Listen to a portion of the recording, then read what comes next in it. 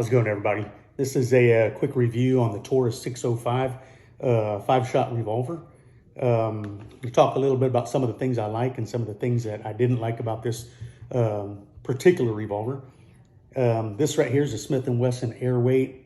I brought it out only for the demonstration of seeing, what comparable sizes two different brands are. They're both 2-inch barrels, but this is not a review over these two revolvers, unfortunately. I'm not going to be doing any shooting in this particular video, so sorry about that, guys. I apologize for that. However, let's get right into it. Taurus 605, 5-shot revolver designed for concealed carry. This particular model is done in a kind of metal frame. It's a little heavier than your polymers. Actually, it's significantly heavier than the polymer ones that you find out there. However, I feel like that's a plus for a little revolver like this. 2-inch barrel, 357 Magnum. I think the weight really helps to balance out the recoil on this little thing. Of course, this thing's capable of shooting 38 special, 38 plus P, and of course 357 Magnum. I really like how Taurus really just left the stamping off this particular side of the pistol altogether. The other side, as you look, it's very just a low profile here. Nothing crazy. They didn't put anything on the barrel, nothing on top. They left it nice and clean. Put a nice rubber grip on it. If you're shooting, it's hot one day, you're sweating, still get nice, good grip on this thing. I like the fact that it's got an external hammer on it. I like the fact of being able to shoot this thing in either single action, where you pull the hammer back. Trigger pull is much lighter, much more crisp for precision shots. I know it's only a 2-inch barrel. However, if you're up close, kind of, fairly close to medium range, you want a more precision shot, this single action gives you that capability. Or you can fire this thing in strictly double action, where you just pull the trigger back, and with each shot, it's going to shoot. Some of the things I like about it, first of all, I like the weight for a little revolver like this. 357 Magnum, you're punching a lot of power through a very short barrel. I like the weight that balances the recoil. Again, that's really nice. I like the size is a big plus.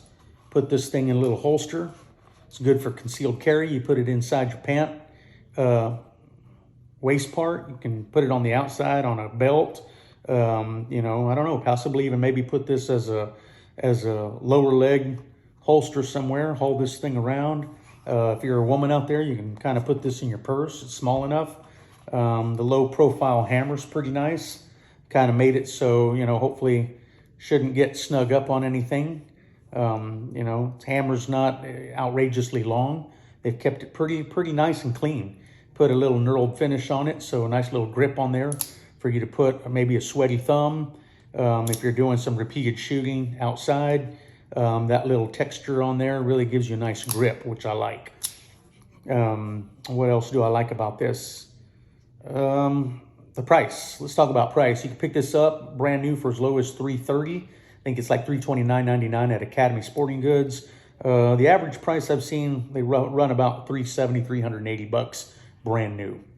Let's talk about some of the cons. Two big cons on this thing.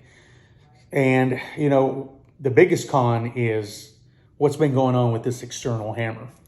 I pull this thing back, and on occasion, it gets hung up, like the hammer just gets stuck, almost as if the safety mechanism's been engaged. The little Allen key here, where you want to pull this thing back and it just gets stuck. Sorry, guys, I'm not able to replicate it just now, but when it happens, it's very, very frustrating. There it is right there. And just, you want to pull back and it almost feels like this thing's in safety or lock mode. Very, very frustrating. And for that reason, I feel like I cannot use this thing for my personal defense carry weapon. I just can't. I feel like it's unreliable. I feel like I don't know if it's going to be an issue when I need it. Again, pulling this thing when that happens sometimes feels like the trigger gets, like it's kind of semi-stuck. It'll still shoot. It requires just a little more, almost like a little more force, if you would. I sent it into Taurus. They had it for several weeks. I think it was, more than 8 weeks. With the hope that they fixed it, but they did not. They sent it back, said everything was fine, and I get it back and it's still doing the same old thing. And for that reason, I just cannot recommend this thing or use this particular one as my personal concealed carry. You know, if my life depended on it, I just feel like I can't rely on this thing at all. Another con, it's very finicky on ammo when it comes to steel casing.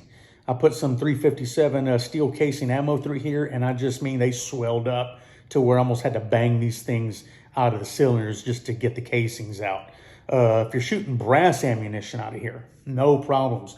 This thing shoots brass well. I've shot all different brands, all different grains, 38 Special, 38 plus P, 357 Magnum. As long as it's brass, this particular revolver does not have a problem at all. This one does turn counterclockwise with each shot, the cylinders. Again, you know, nice little gun, low profile. You know, I don't have a huge hand, but you can see how my hand sits around that grip. Most of my hand is able to grab this particular revolver. If you're a really big person or you got big hands, real big, you know, you might find that your pinky's hanging off the end here. However, you can still take that nice, good shot, especially if you're shooting 38 Special. But if you're shooting some 357 Magnums or 38 plus P, you know, you might maybe not like the fact that you don't get a full grip. You know, you can't put all your fingers on this grip and have that control. But again, you know, if you're just wanting to be really low profile, I mean, this is pretty low profile, 2-inch barrel. Again, you know, I really would have hoped that Taurus would have fixed that problem with a hammer. And I'm not about to invest any more money on a $330, you know, pistol budget revolver and pour money into it to have some gunsmith fix this thing.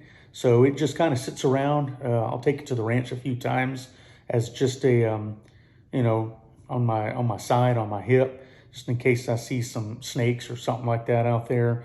Nothing crazy, but in terms of, you know, personal defense, I really don't trust this thing. So if you're in the market, you know, keep that in mind. Really inspect these things thoroughly, kind of really mess with these hammers. If you're in the market looking at a Taurus 605, if you're out there and you've had more luck, better success than I've had with this particular revolver, then maybe I just got, you know, bad batch that came out the line. Maybe I just got a bad one that just happened to come out. I don't know, but feel free to leave your comments on that.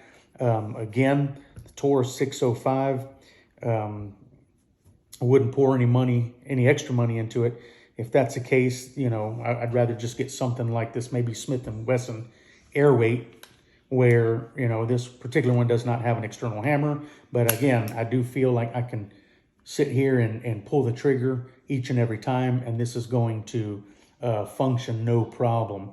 So, you know, if you're in the market again, you know, you may want to consider spending an extra $70, $80, you know, higher in cost, but that's going to give you much more reliability. So I hope that helps you out. If you're in the market, God bless and take care.